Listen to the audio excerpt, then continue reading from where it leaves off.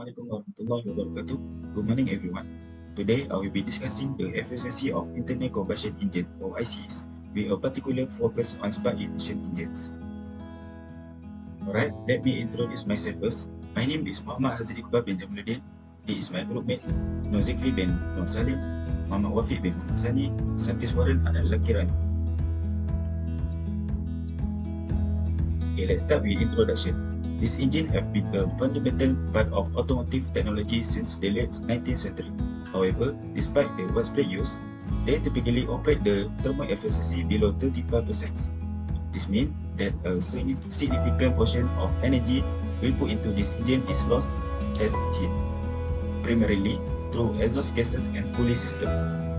Therefore, enhancing the efficiency of ICEs is crucial for conserving fuel, reducing emission, and improving overall performance. Basic principle of the system. Let's dive into some basic principles that can help improve ICE efficiency. First, we have recovering exhaust heat. Techniques such as the organic Rankine cycle and thermoelectric generators are being explored to capture and utilize waste heat from the exhaust. Next, we focus on reducing cooling process. Innovation like adiabatic engine and internal regeneration can help minimize the energy loss to cooling system. We also have advanced combustion method. Strategies like homogeneous charge compression ignition (HCCI) and stratified charge combustion are being implemented to enhance combustion efficiency. Lastly, engine downsizing and boosting are another key areas. By using smaller engine paired with turbocharging and supercharging, we can achieve equivalent power by consuming less fuel. That's all from me. Thank you. To determine the efficiency or performance of the Otto cycle, we can use the thermal efficiency equation, which is equal to work net over Q in, same as 1 minus Q out over Q in. If assuming an ideal gas with air as the working fluid, thermal efficiency equal to 1 minus 1 over RK minus 1. The compression ratio is defined as follows. Compression ratio is R equal to Vmax over Vmin equal to V1 over V2.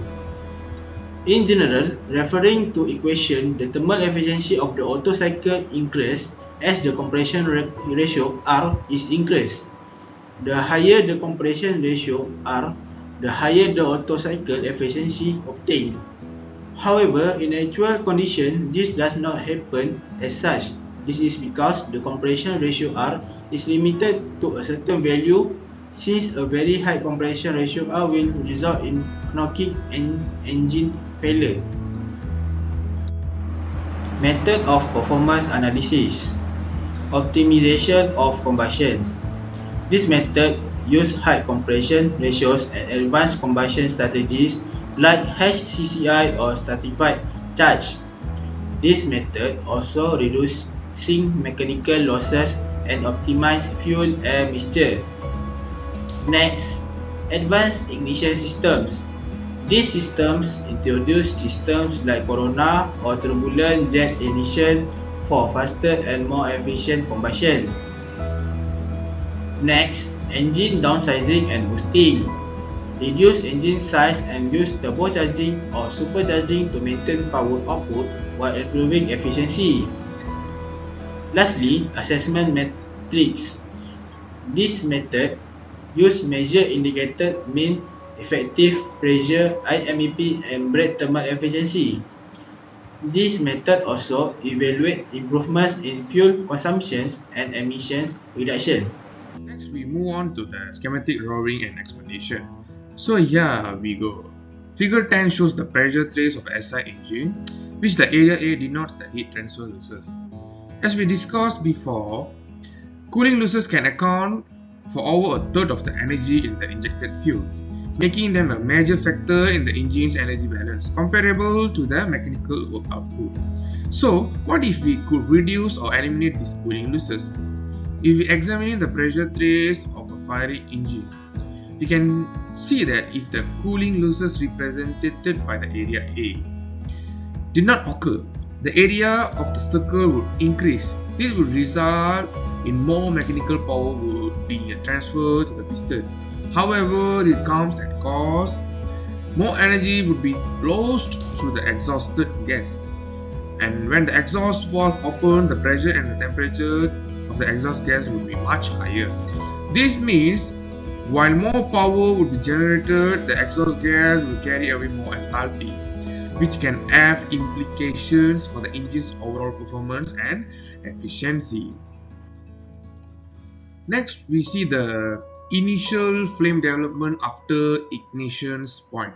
The comparison we have been discussed refers to the typical spark ignition's condition. However, this advantage could be greater if corona ignitions is used, especially when combined with linear fuel mixtures and lower turbulence level. This is because corona ignitions can generate sufficient high burning rates on its own.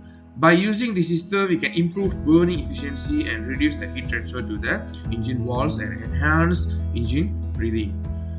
One of the main benefits of corona ignition is to distribute the energy over the much larger volume of the combustion chamber, up to 10 mm, compared to the small area around the spark plug gap in the traditional spark ignition. This leads to the much faster start of combustion. However, corona ignition is highly sensitive to the charge conditions inside the cylinder. As it relies on ionizing the gas, it means the factors like engine load, mixture strength, and speed can influence how the ignition behaves. For example, corona ignition is generally limited part load operations because the corona discharge weakens as the gas pressure decreases. Thank you. Moving on to the last section of suggestion of system improvement, we have 4 methods.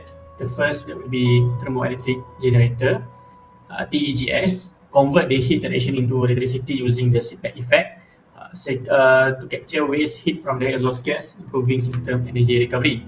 Efficiency depends on the temperature gradient between heat source and sink. Second will be cooling losses. Heat transfer to the cooling system result in energy losses. Strategize to reduce cooling loss, improve insulation in advanced material, optimizing cooling system designed to maintain efficiency, and use of high temperature material to allow higher operation. The last section, which is suggestion of system improvement. As you can see, there is a 2 method, which is over expanded cycle and reduction of waste exhaust enthalpy. These 2 methods work exactly in the same principle. For the beginning, I will explain about the over expanding cycle. As we know that the Otto cycle consists of 4 processes. It will be compression process, heat addition, expansion, and heat release. In this method, will increase the intake air, and this will increase the compression ratio during the compression process occurs.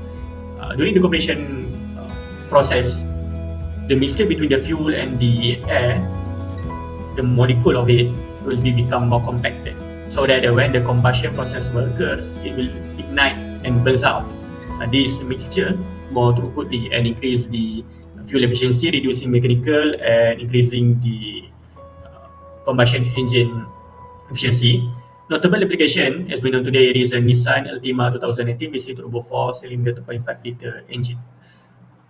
Reduction of the waste exhaust enthalpy, like I said, is using the same principle as our waste minute cycle, as we increase the air intake and increase the compression ratio. But in here, we'll increase the intake air up until the atmospheric pressure. And it is notable that the conventional Otto cycle, which have an initial efficiency of say 63%, can be increased up until 73% by using the Atkinson cycle, and this efficiency can be improvised even more by up till 87% by applying the ORC, or organic rankine cycle. ORC is where we are using the organic fuel as our medium in combustion.